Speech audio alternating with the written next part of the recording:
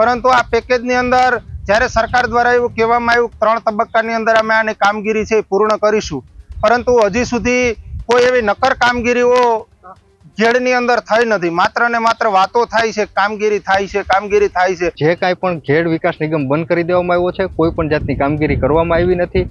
અને કેશોદ તાલુકામાં આશરે 5.7 કરોડ જેવું સરકાર દ્વારા ફાળવણી કરવામાં આવેલી હતી. એમાં માંગરોળ તાલુકામાં અંદાજે 98% જેવું પ્રોગ્રેસ વધી ગઈ છે. ઘેડના ખેડૂતોનો આક્ષેપ છે કે પેકેજનો લાભ હજુ સુધી જમીન પર દેખાયો નથી. જળબંબાકાર અને ખારાશથી હજારો એકરની ખેતીની જમીન પ્રભાવિત થઈ રહી છે. હજુ સુધી તમે અમારી ચેનલને સબસ્ક્રાઇબ નથી કરી તો અત્યારે જ ન્યૂઝરૂમ ગુજરાતને સબસ્ક્રાઇબ કરો, ફેસબુક અને ઇન્સ્ટાગ્રામ પર ફોલો કરો.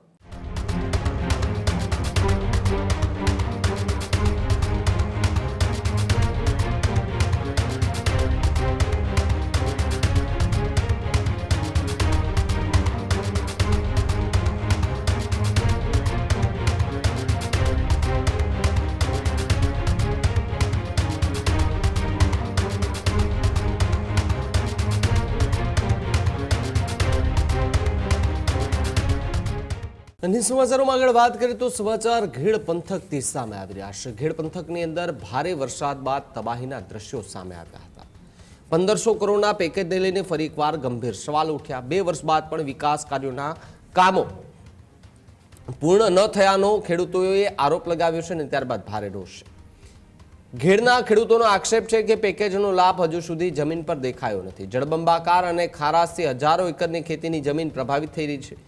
ખેડૂતો અને સ્થાનિકો આગેવાનો જે છે તે કાયમી ઉકેલની માંગ સાથે સરકારને રજૂઆત કરી રહ્યા છે. સરકારનો દાવો છે કે પ્રથમ તબક્કાના મોટા ભાગના વિકાસ કાર્યો પૂર્ણતાના આરે પહોંચ્યા છે, જ્યારે કેશોદ વિસ્તારમાં સ્થાનિક વિરોધના કારણે કામગીરી ધીમી પડ્યાનું અધિકારીઓએ જણાવ્યું.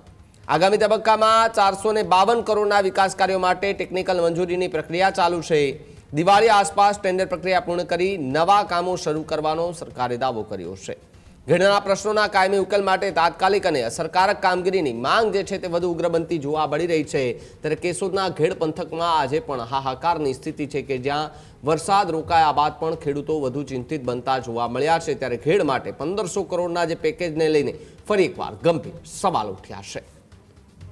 જે ઘેડની સ્થિતિ છે એ આજે પણ ખૂબ ખરાબ છે, કારણ કે જે ઉપરવાસની બધી જ નદીઓ છે એના વેણ છે ઘેડની અંદરથી પસાર થાય છે. ત્યારે આ ઘેડની સ્થિતિ માટે થઈ અને સરકાર દ્વારા એક 1500 કરોડ રૂપિયાનું પેકેજ 2 વર્ષ પહેલા જાહેર કરવામાં આવ્યું હતું, પરંતુ આ પેકેજની અંદર જ્યારે સરકાર દ્વારા એવું કહેવામાં આવ્યું 3 તબક્કાની અંદર અમે આની કામગીરી છે પૂર્ણ કરીશું, પરંતુ હજી સુધી કોઈ એવી નક્કર કામગીરીઓ ઘેડની અંદર થઈ નથી. માત્ર ને માત્ર વાતો થાય છે, કામગીરી થાય છે. જો કામગીરી સ્થળ ઉપર થઈ હોય તો આજે ઘેડની સ્થિતિની અંદર સુધાર હોવો જોઈએ, અને જે સુધાર નથી એનું કારણ એ જ છે કે ત્યાં કોઈ પણ પ્રકારની કામગીરી થઈ હોય એવું દેખાતું નથી.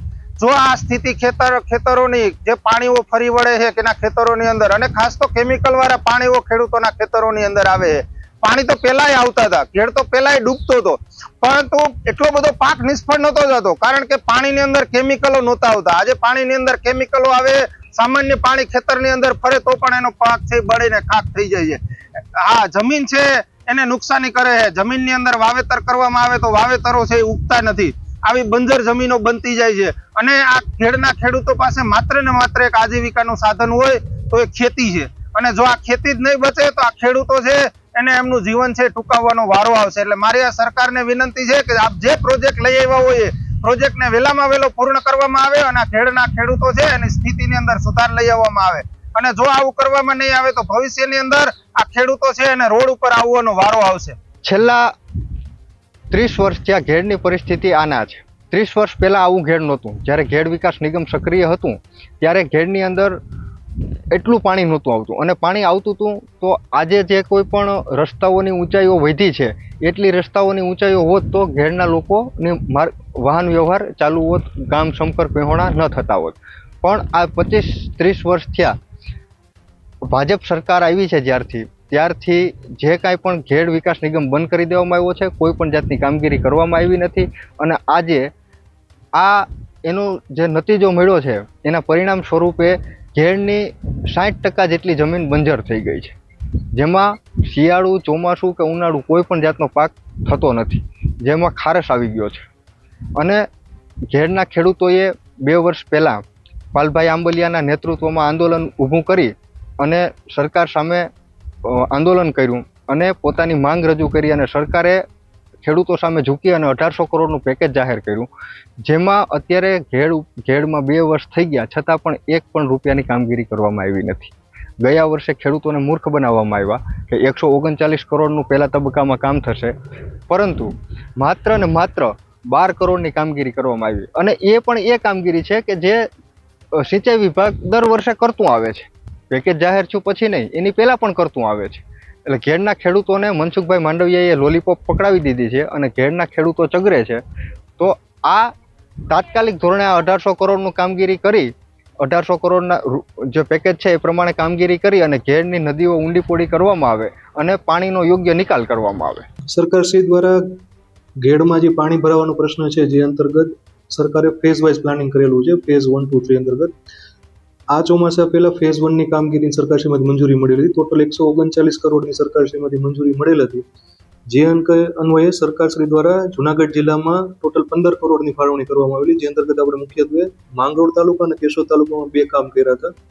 એમાં માંગરોળ તાલુકામાં આશરે 8 કરોડ જેવું અને કેશોદ તાલુકામાં આશરે 5.7 કરોડ જેવું સરકાર દ્વારા ફાળવણી કરવામાં આવેલી હતી. એમાં માંગરોળ તાલુકામાં અંદાજે 98% જેવું પ્રોગ્રેસ વધી ગઈ છે.